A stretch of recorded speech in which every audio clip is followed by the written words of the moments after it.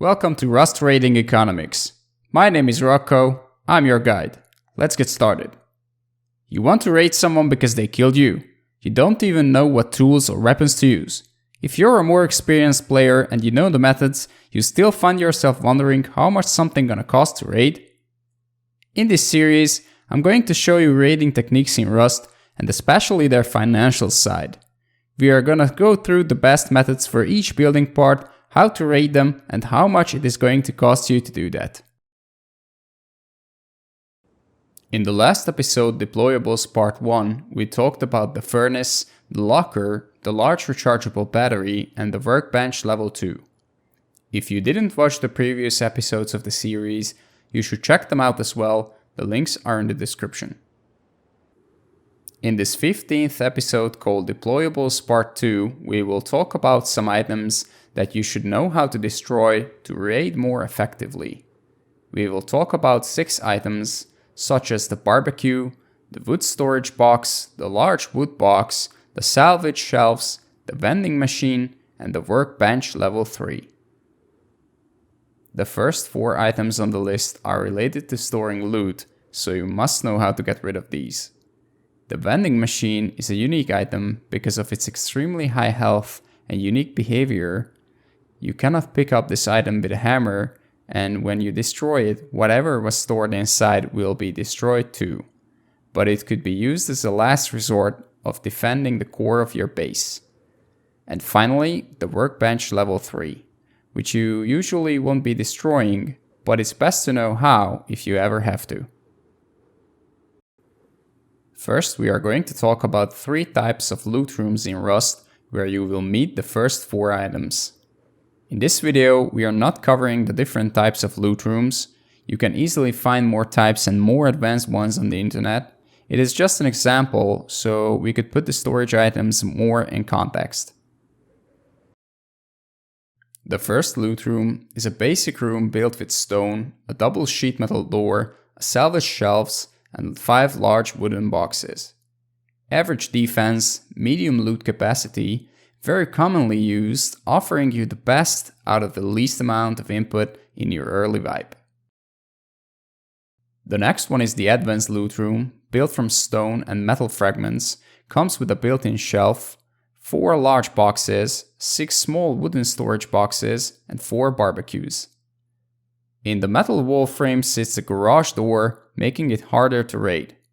All the boxes are locked, so the raiders would have to destroy all one by one to get your loot, slowing them down even more. Finally, the unlootable loot room. Built out of HQM and metal fragments, covered up with a strengthened glass window and metal embrasure.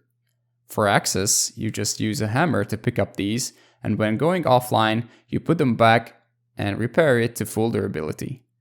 If you're interested on how to destroy the windows and embrasures, you can check out the 10th episode of the series covering the window bars, link is in the description. The idea behind this concept is that even upon destroying the boxes on the bottom or the large boxes on the top, the loot is still inaccessible for the raider without destroying the metal window frame. Now let's see how you can destroy these items. All 4 of these items, the barbecue, the wood storage box, the large wood box, and the salvage shelves could be easily destroyed using tools or melee weapons. You can use a jackhammer, 2 wooden spears, which only cost you 600 wood, 1 hatchet, which costs you 75 metal fragments and 100 wood, or 1 sword, which costs you 15 metal fragments and 1 metal blade.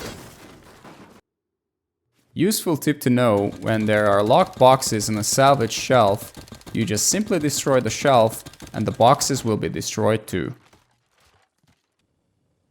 Like I said in the beginning of the video, the vending machine has high health and costs a lot to destroy it, but sadly cannot be picked up by a hammer, so if you place it into one of your airlocks as a blockade, like in this example, and the raiders might just give up and leave, later you would have to get rid of it.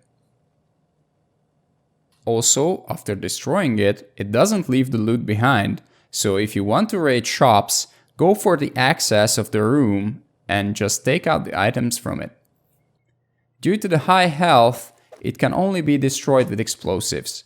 The best recommended solutions are using satchels or C4s.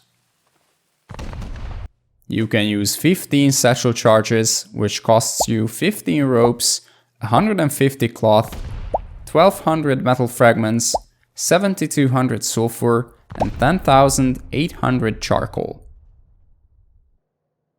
If you choose C4s, you will need 3, which costs you 6 stack trash, 15 cloth, 600 metal fragments, 180 low-grade fuel, 6,600 sulfur, and 9,000 charcoal.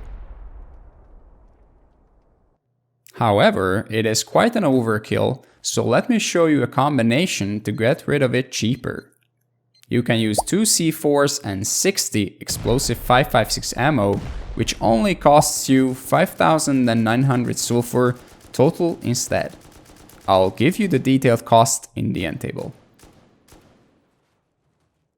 For the Workbench Level 3, the methods are similar. Due to high health, only explosive works. I could only think of one solution: when your base was briefed and the level 3 workbench is blocking a doorway, but you want to raid your base back. If you know any other situations where destroying a Workbench Level 3 is common, please let me know in the comments down below. You can use 10 satchel charges, which costs you 10 ropes, 100 cloth, 800 metal fragments, 4,800 sulfur, and 7,200 charcoal. If you choose C4s, you will need 2, which costs you 4 tack trash, 10 cloth, 400 metal fragments, 120 low-grade fuel, 4,400 sulfur, and 6,000 charcoal. The best way though is to use 1 C4 and 60 explosive 5.56 ammo, which only costs you 3,700 sulfur total. The detailed costs will be in the end table too. To sum up, here's a table of all the shown methods and total costs calculated.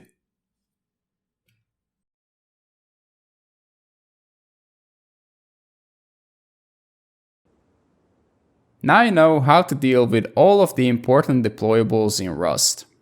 In the next episode, Electrics, we will discuss the most important electrical components. If you have any questions, ask me in the comments down below or during my live stream. All my links are in the description. Stay tuned. I hope this video will be useful for new and experienced players as well, that it will serve as a guideline when calculating the raid materials. If you liked the video, don't forget to like and subscribe to my channel. Thank you for watching, and I will see you in the next one.